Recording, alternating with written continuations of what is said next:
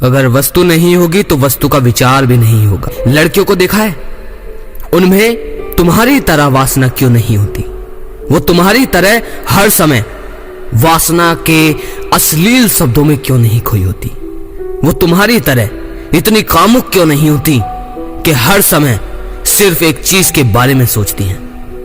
अब मैं उनसे हाथ जोड़कर दरख्वास्त करता हूं जो अब जाकर कमेंट में लिखेंगे कि तुझे नहीं पता कि लड़कियां तो 2 कौड़ी की होती हैं और इतनी गंदी होती हैं और उनमें वासना हमसे भी ज्यादा होती है। आप लोगों ने ना जाने कितने यूट्यूब पर वीडियोस देखी होंगी जिनमें नारी की वासना के बारे में भी बताया जाता है और उसके आप भाषण अब जाकर कमेंट में लिखोगे, ये मुझे पता है। लेकिन जो तुम बोलने वाले हो ना, उससे पहले मुझे उसका जवाब भी पता है और जो तुम बोलोगे वो सारे सवाल भी पता है। तो थोड़ा सोच कर बोलना और इस बात को समझो कि असल वीडियो मैं बना क्यों रहा हूं, उसका इस वीडियो का मर्म क्या है।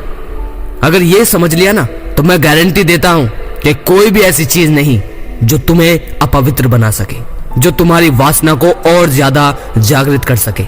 मैं आज जो भी हूं, मैं आज यहां आप लोगों को अगर सिखा रहा हूं तो उसका सबसे बड़ा श्रेय मेरी मां, मेरी दुनिया को जाता है। ऐसी दुनिया जिसने मुझे सीने से लगाया, जो मां तो नहीं है मेरी, लेकिन वो मां से कम भी नहीं है।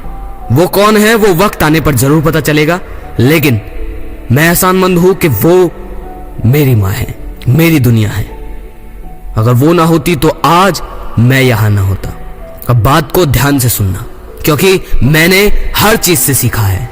मैंने मां से सीखा है, मैंने अपनी बहन से सीखा है, मैंने आसपास रहने वाली लड़कियों से सीखा है, मैंने हर नारी से सीखा है।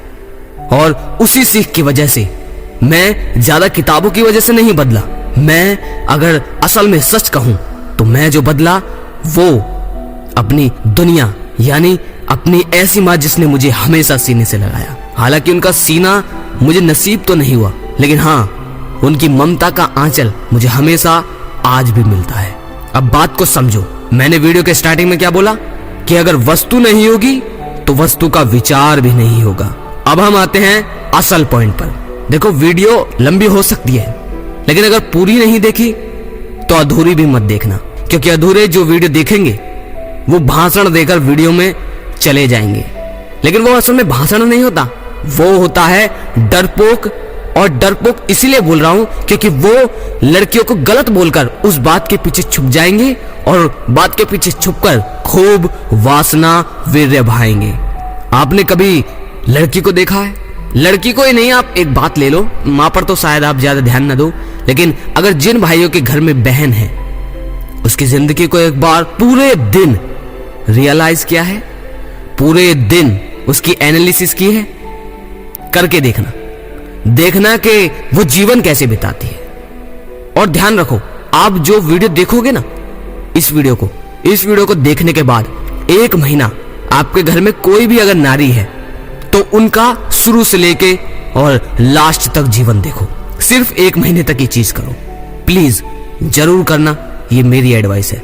लड़कियों में इतनी ज्यादा वासना क्यों नहीं होती जिस तरह आज के गंदे युवा में है? कैसे वो इतनी ज्यादा वासना में ग्रस्त नहीं होती कि सुसाइड करने का उनका मन करे?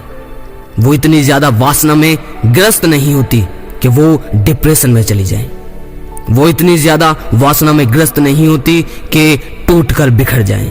वो इतनी ज्यादा वासना में ग्रस्त नहीं होती कि हर समय सिर्फ उनके दिमाग में एक चीज चलती रहे। अब ये मत कहना कि ऐसे बहुत सारे यूट्यूब चैनल हैं जिन्होंने लड़कियों की वासना के बारे में बताया, जानता हूं, लेकिन कुछ ऐसी लड़की हैं, सिर्फ कुछ, और वो कुछ भी पता कौन है? वो हैं जो हमारे हिंदुस्तान की नहीं, वरना हिंदुस्तानी नारी को देखना। और मुझे गर्व है यार कि मैं इस देश में पैदा हुआ, बहुत गर्व है।